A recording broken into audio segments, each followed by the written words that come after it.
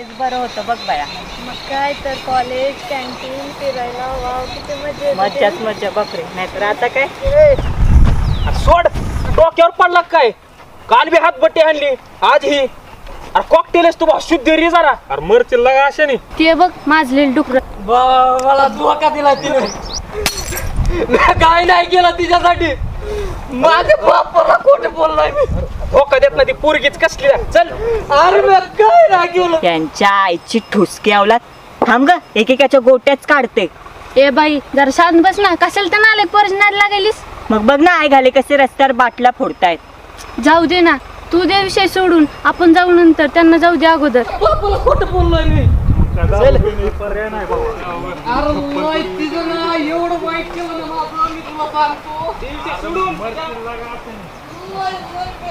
माजलेली आवला त्यांच्या आईची दलिंद्री ह्यांच्या रोडला बाटल्या फोड काय फोड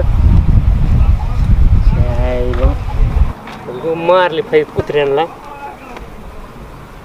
ह्यांच्या लागलं कुणाच्या पायाला बियाला बेकार आवला ती. आता हा कोणताच नवीन हिरो म्हणायचा. बघू बघू.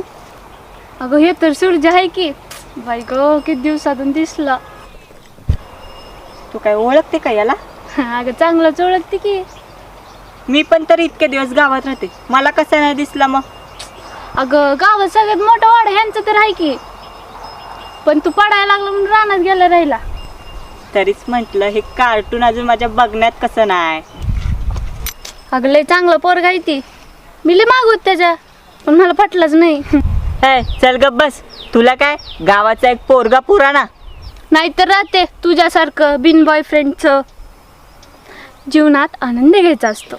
एक दिवशी तुझा आनंद काढते ओल्या फोकानेच फोडते. चल बाया तुला तर काय दुसऱ्या जाण्याची देखवत नाही.